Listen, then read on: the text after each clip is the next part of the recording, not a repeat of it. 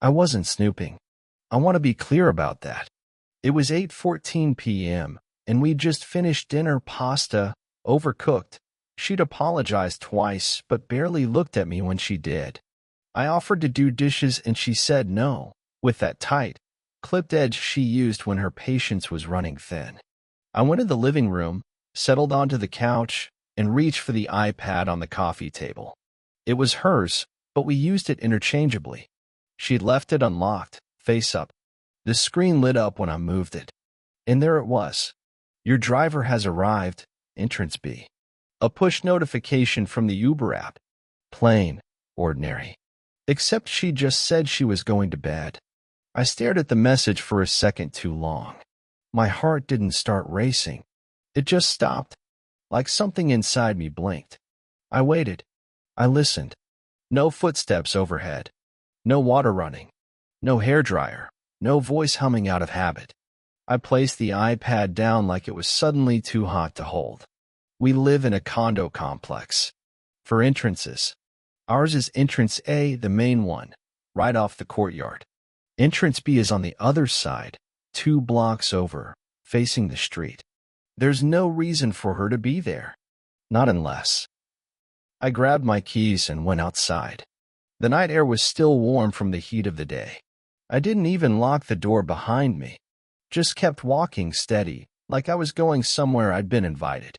Like if I walked quickly enough, I'd find her just around the corner, waving me over, some logical explanation already forming on her lips. But there was no one. By the time I reached entrance B, the street was quiet again. The Uber was gone. The notification had said it arrived 3 minutes ago. I was too late, too slow, or maybe just too naive. I stood on the sidewalk, scanning the street. Nothing out of place. Except a cigarette, half-smoked, still smoldering on the concrete, balanced on the edge of the curb like someone had flicked it away and missed. Marlboro Gold. She only smoked them when she was nervous, or drunk, or both. She said she quit 2 years ago, but she still kept a pack in the glove compartment. I'd found it by accident last winter, buried under napkins. She told me it was old, forgotten, that she'd kept it just in case. In case of what, she never said. I picked it up without thinking. The paper was still warm. Lipstick at the tip. Red. The same shade she'd worn tonight. I looked up at the apartment building. The lights on the 3rd floor, someone's kitchen, flickered and went dark. A TV buzzed behind one of the blinds. Somewhere far off, a dog barked. I was completely alone. But I didn't feel alone. I felt watched. I turned around and walked back, the cigarette still in my hand. When I reached our unit, the door was unlocked. I pushed it open slowly, trying not to make a sound. The hallway was dim. The only light came from the kitchen where the dishwasher hummed quietly. Upstairs, our bedroom door was shut. Not locked, just shut.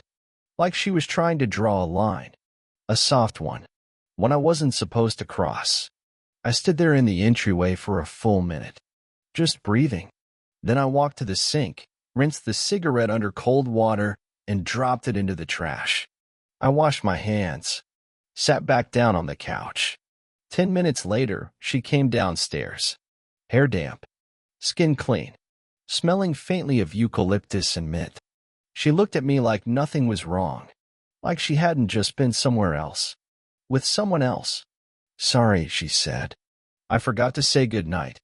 She kissed the top of my head. I didn't move. Her lips were cold. Not from the shower. Cold like stone. I waited until she went back up. Waited until the floor creaked twice and the bed shifted above me. Then I opened her laptop. It was still connected to her Uber account. History. 1 ride. Tonight. 8:08 p.m. pickup. Entrance B. Drop-off. 1814 Wakefield Street. Not home. Not work. Not anywhere I recognized. Just a location. A single house on a dead-end street. The first thing I did was look up the address. 1814 Wakefield Street. It came up fast. Zillow, Google Maps, some old real estate listing with blurry interior shots. 3-bedroom colonial, white siding, overgrown hedges in the front. A porch swing. No names attached to it publicly. No clues in the photos. Just a place. Ordinary in every way except for the weight it had now. My wife had taken an Uber there. At night. Alone. And lied about it. I didn't sleep. Not even a little. I lay on the couch with my eyes open and the soft tick of the kitchen clock carving time into my bones. I didn't confront her. That would have been too easy and too early. If she was hiding something, someone, then I needed more than a guess. I needed the kind of truth that couldn't be talked down or twisted into guilt. By the time morning came, I had a plan. Quiet, small. Just a nudge to see which way the lies would fall. She was in the kitchen when I came in, wearing that oversized beige sweater she always wore when she wanted to seem soft. Coffee mug in hand, hair tied up. She smiled when she saw me, but there was hesitation in it, like it needed to be summoned. I watched her closely. The way her fingers curled tighter around the handle. The way she asked how I slept without waiting for an answer. Fine, I said. She talked about work. About her boss's new haircut. About maybe taking a day trip on Sunday. Casual things, curated things. I listened like a man listening for cracks in a frozen lake. When she went upstairs to get ready, I checked her purse. The cigarette pack was gone. Either thrown away or moved. Her phone was in her coat pocket, unlocked. Not out of carelessness, she just trusted me that much. That, or she knew I'd stopped checking long ago. She didn't use messages. She was smarter than that. No Uber history either, wiped clean. But she'd missed one thing. The app was still logged in. I screenshotted the receipt from last night, then emailed it to myself, deleting the trace. She left at 8:42 a.m., kissed me goodbye at the door like nothing had changed. Her lips still felt cold. I waited 5 minutes, then followed. Not close. Not reckless. I knew her routine: coffee shop first, then the office. But today she didn't go to either. She turned left instead of right at the intersection. Drove west, toward the edge of the city. She didn't know I was behind her. I kept 3 cars between us, watching from the distance like a stranger. She pulled up to a small medical building with a brick facade and darkened glass. The kind of place you'd never look at twice. I parked across the street. She sat in the car for a while, not moving.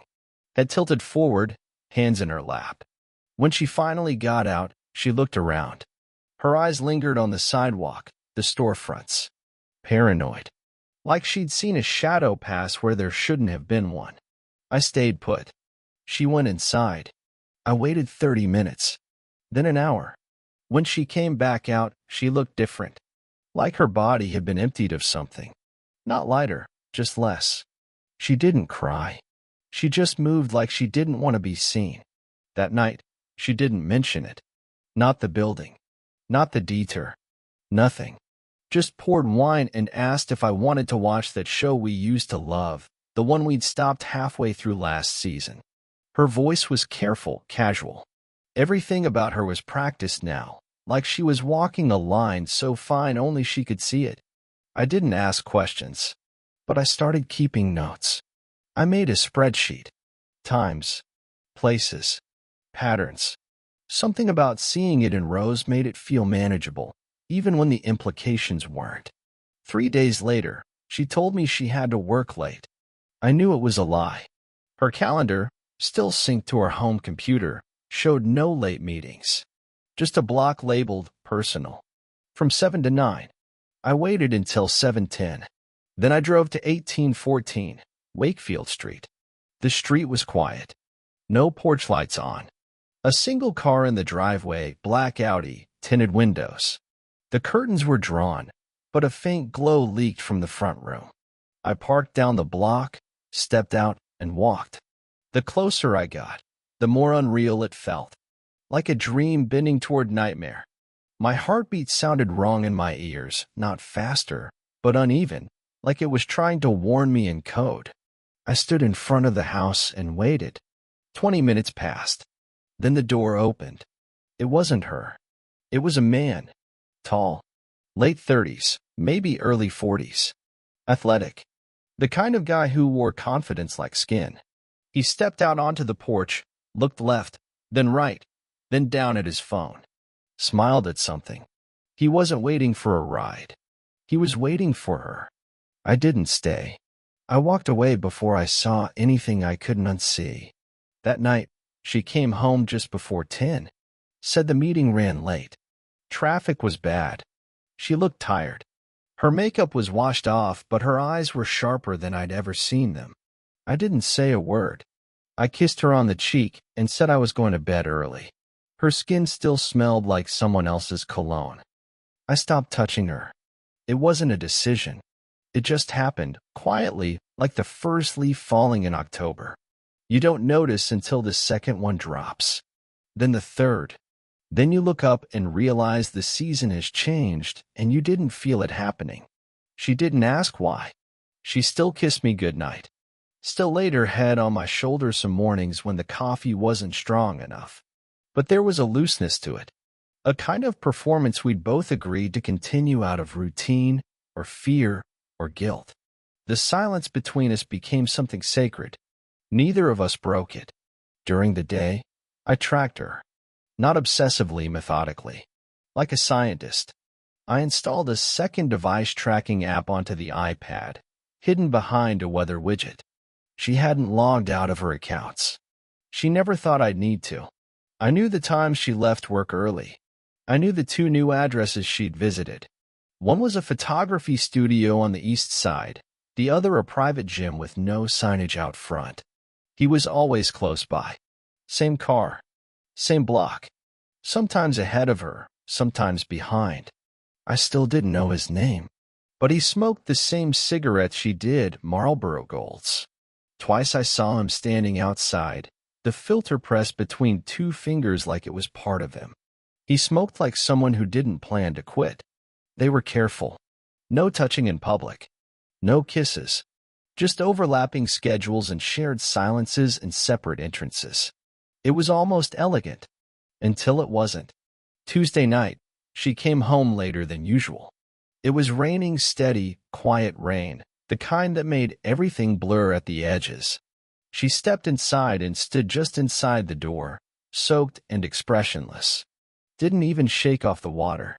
I watched her from the kitchen. She didn't know I was there. She reached into her coat and pulled out something small. A piece of string. White. Thin. She looked at it for a long moment before dropping it into the trash. Then she took off her coat and walked upstairs. I waited until I heard the shower. Then I went to the trash. Pulled it out. It was frayed at the end, torn, not cut. No obvious reason for it to be in her pocket. No tag, no purpose. Just a thread. But something about it felt personal, like it had once belonged to something specific. I folded it in half and put it in the drawer by the sink. It's still there. The next day, I drove to 1814 Wakefield Street again. Sat for an hour. Watched a different car pull up, not hers. A woman stepped out. Short hair, white coat. Not a guest. Not a lover. She had keys. She let herself in. I checked the iPad later. No record of my wife visiting that house that day. No Uber. No location history. She'd wiped it. Manually. That night, I asked her gently what she'd done after work. She blinked once, then smiled. Just errands. Got a facial. You know. She poured herself a glass of wine and changed the subject. Asked me about my brother. About my sleep. About things that didn't matter. It was like talking to someone standing behind a glass wall. The next morning, I called in sick and waited for her to leave. Then I went upstairs and opened her closet. It was all there. As always, the clothes, the boxes, the rows of shoes lined up like obedient soldiers. But the smell was different. There was something underneath the lavender sachets and perfume. Something sharper. Cologne. Not mine. I knelt down and started going through the boxes one by one. It was the fourth one. A flat, black velvet jewelry case she hadn't touched in months. I opened it. Inside was a necklace I'd never seen. Silver chain. Thin. A single charm, a stamped disc, etched with a date I didn't recognize. I ran my thumb across the numbers. June 17th, 22. It wasn't our anniversary. It wasn't her birthday. It wasn't anything I could place. But the chain was tangled around something else. A scrap of white thread. I sat there for a long time, staring at it. The sound of cars passing outside, the faint buzz of the dryer in the hallway. All of it felt 1,000 miles away. I took the necklace, put it in my coat pocket, and left. That night, I asked her if she remembered June 17th. She looked up from her phone, her face calm. Wasn't that your cousin's wedding? No, I said. That was the year before. She hesitated, then shrugged. I don't know. Why? I smiled and shook my head. No reason. She smiled back. Her lips parted slightly, like she was about to say something else. But she didn't. Instead, she leaned over and rested her head on my chest. I wrapped my arm around her. And in that moment, I realized something I hadn't let myself think before. She didn't just lie to me. She was good at it. Better than I'd ever imagined. The necklace stayed in my coat pocket for 3 days. I don't know why I didn't confront her. Maybe because I already knew how that conversation would go. The tilting of her head. The brief flash of hurt, manufactured just enough to confuse me. The quiet implication that I was being paranoid again. It wouldn't be the truth I wanted. Just another version of it, offered in a softer voice. So I didn't ask. Instead, I waited and followed the thread. The date, June 17th, 2022, kept looping in my mind like static. I searched everything I could think of. Credit card statements, calendar invites, emails. Nothing stood out. No flights, no purchases. Just a blank space, like the day had been scrubbed clean. I dug deeper, pulled up archived versions of her Instagram from that month. No posts. Nothing in her camera roll either. Not a single photo with a matching timestamp. That wasn't normal. She cataloged everything. Meals. Clouds. Her own reflection in bathroom mirrors. But June 17th? Gone. Which made it louder. That Saturday, she said she was going to her friend Clara's for a girls' brunch. I nodded, offered to drive her. She declined. Said it would be an early one, that I should enjoy the morning, maybe sleep in. She smiled when she said it. She always smiled when she lied. I waited 10 minutes after she left. Then I got in my car and drove. Not to Clara's. I didn't need to. I'd already checked. Clara had flown to Boston 2 days ago for a conference. Instagram stories full of hotel lobbies and lattes. My wife hadn't even bothered to check. She didn't expect me to verify anymore. That's how far we drifted. I wasn't even a threat. I was the safe container she poured her lies into. I drove straight to Wakefield Street, parked in the same spot, across from the same house. This time I didn't wait. I got out of the car, walked up to the porch, and knocked. There was a pause. Then footsteps. The door cracked open, not fully, just enough to show half a face. It was him. The man. Same height. Same eyes. Still sharp, still too comfortable. He didn't recognize me. Of course not. Why would he? Can I help you? He asked, polite but guarded. I think you might know my wife, I said, without blinking. His expression didn't change, but his hand on the door tightened slightly. I don't think so, he said. You've seen her, I said. Maybe not by name. Brown hair, mid-30s, about 5 feet 6 inches. Drives a gray sedan. Likes to smoke when she thinks no one's watching. He stared at me for a moment, then gave a slow, measured smile. You've got the wrong guy.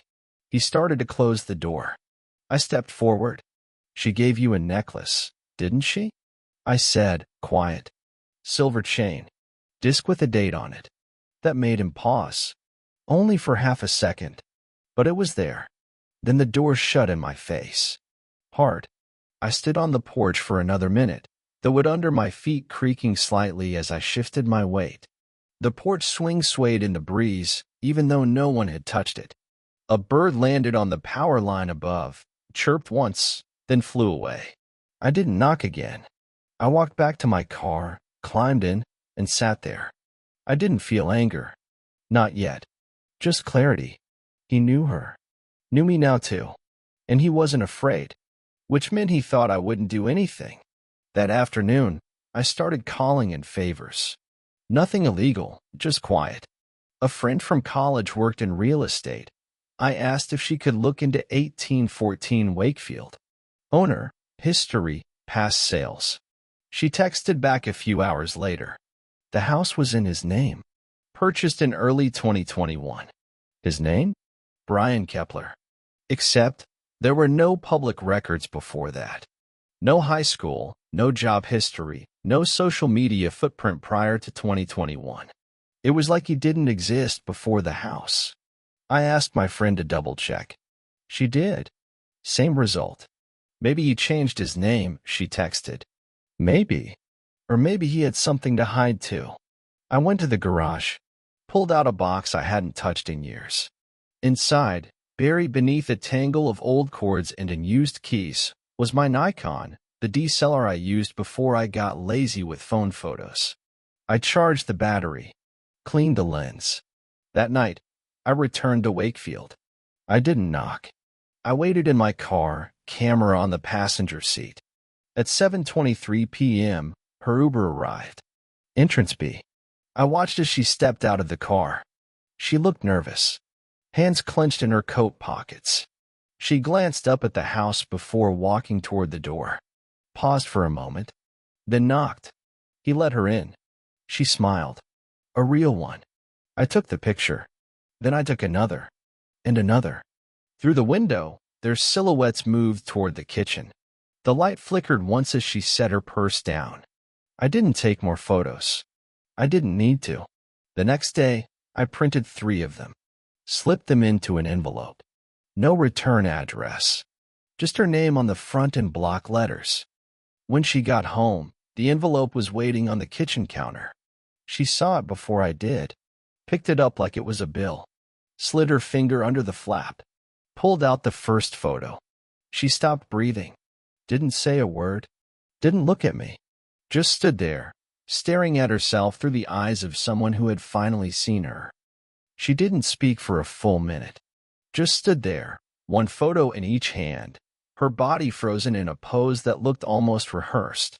If I squinted, I could see the gears turning behind her eyes. A woman processing not what she had done, but what had been seen. The difference mattered. When she finally looked up, she didn't look angry. She looked calm. "Where did you get these?" she asked. I didn't answer. She held my stare like it was a mirror and said, "You went there." Still, I said nothing. I wanted to see who she became in silence, the version of her that lived when there was no script.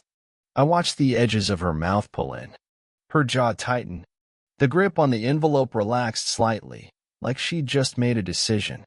"I should have told you," she said, "but I didn't want to hurt you." It was the kind of lie you use when the truth is too sharp. She didn't want to hurt me, but she didn't want to stop either. I took the necklace from my coat pocket and placed it on the counter beside her. She didn't reach for it. "You told me you were at Claris." Her lips parted, slightly, as if to say something soft, something crafted. "She's in Boston," I added. That stopped her. Her shoulders dropped. She turned away and leaned against the counter, her hands bracing the granite. For a second, I saw something flicker, not regret, not guilt. Relief. She'd been caught, and part of her was glad. I walked upstairs, closed the bedroom door, didn't slam it. That night, we didn't speak. Not over dinner, not in bed. She didn't try to explain, and I didn't ask. But I started watching her differently. Not like a husband. Like a detective waiting for the next mistake. Over the next few days, she became someone else. Gentle. Attentive. She cooked, asked about my day, offered small touches that felt borrowed from a better version of us. I played along. But behind every smile was a question I hadn't asked yet. Not about him. About the day, June 17th, 2022. The date on the necklace. I dug deeper. No death certificates. No court filings. But something strange popped up when I ran a background check on Brian Kepler. A news article, buried deep, a fire report. Small paragraph. Dated June 18th. A house in upstate New York. Burned halfway to the ground. No fatalities, no suspects. The article mentioned a Brian Kepler as the prior owner.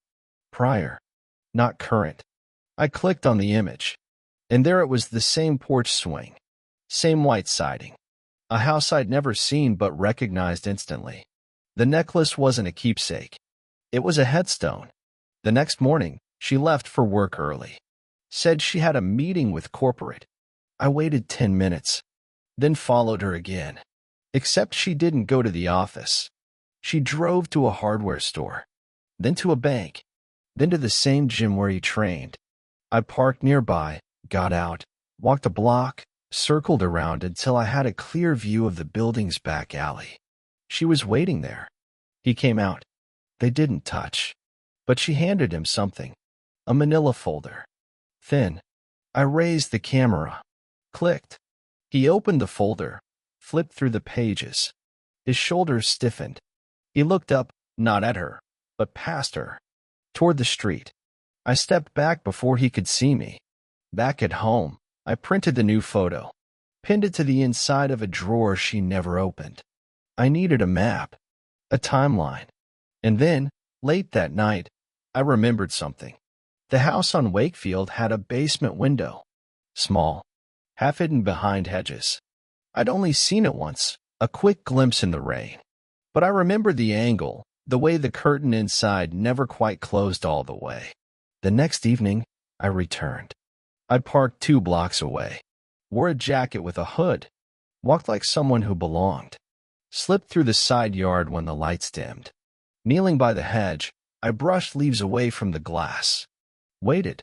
Inside, they were sitting close together. Not touching. Just talking.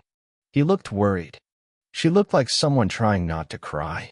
She pulled something from her purse. A flash drive. Held it up. He stared at it. Didn't take it. She placed it on the table between them and said something that made him sit back in his chair like he'd just been punched. I couldn't hear it, but I didn't need to. The body knows what truth feels like. She stood up, walked toward the kitchen. He stayed at the table, elbows on his knees, head in his hands.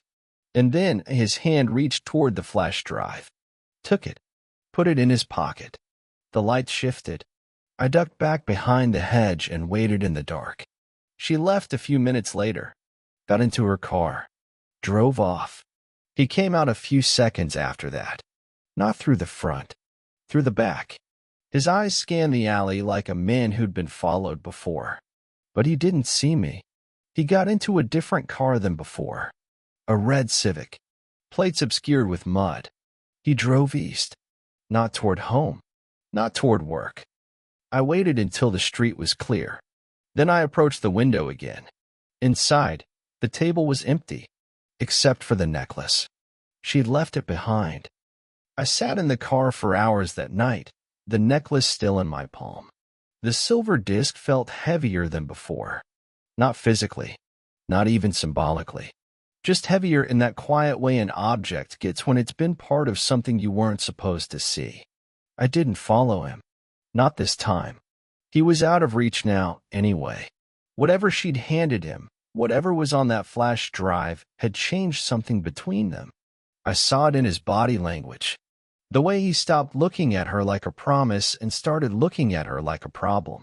And her? She had looked relieved. Not in a "this is over" way. More like a woman who'd handed over a weight she no longer wanted to carry. Something personal. Something dangerous.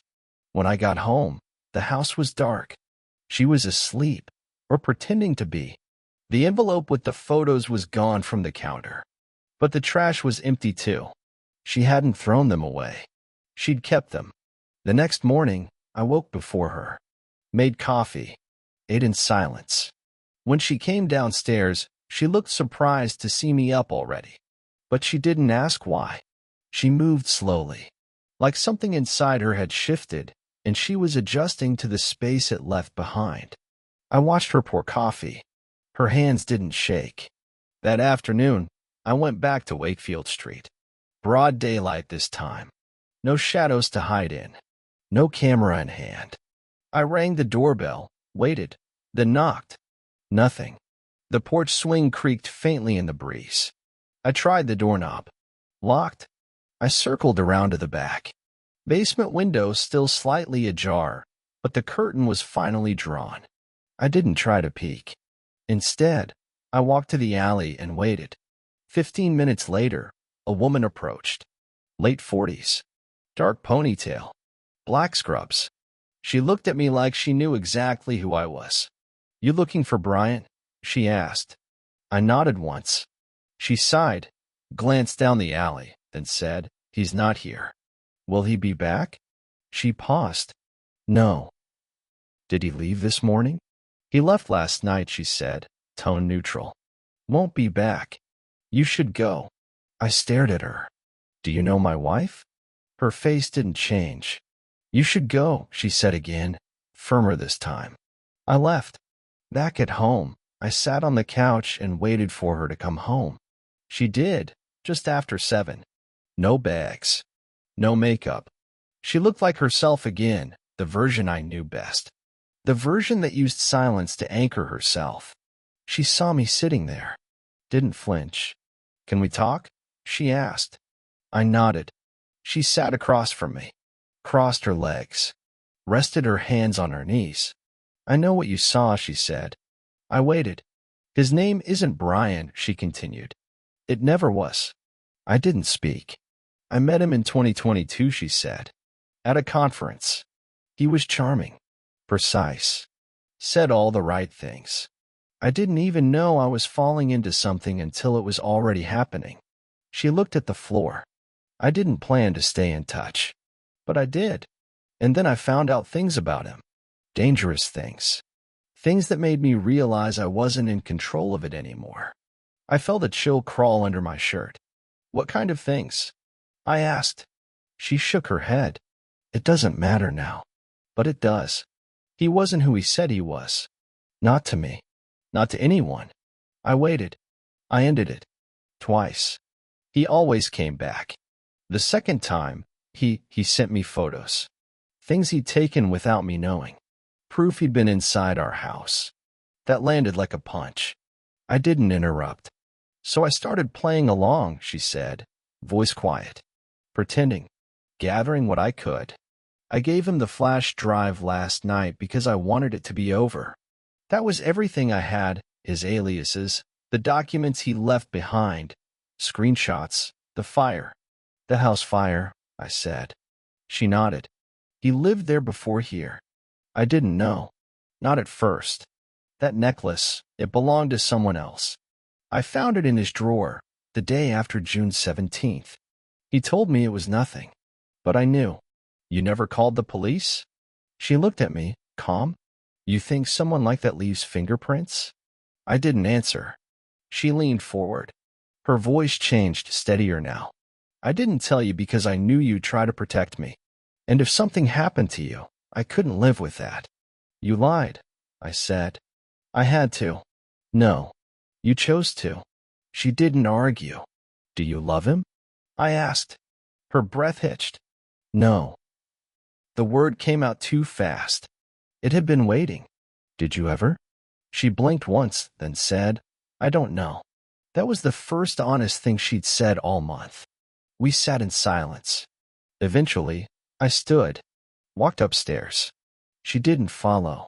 That night, I dreamed of fire, of the porch swing burning, of a woman's necklace turning to ash in my palm. In the morning, she was gone. No note. No suitcase missing. Just absence. I checked the tracking app. Her phone was off. The necklace was gone from the drawer. And I never saw her again. I waited a week. Then a month. I filed a missing persons report. Answered questions I already knew the answers to. No signs of struggle. No recent arguments. No suspects. Just a woman who said she was going to work and never came back. They found her car a month later, abandoned in a parking garage in another state. The keys still in the ignition. Her coat folded in the back seat. The only thing missing? The flash drive. I never heard from her again. But sometimes, late at night, my phone buzzes. No message. No caller ID. Just a single push notification. Your driver has arrived, entrance B. And I get up. And I look. And she's never there. Thanks for watching. If this story pulled you in, make sure to subscribe and hit the bell so you never miss the next confession. Until next time, take care and watch who you trust.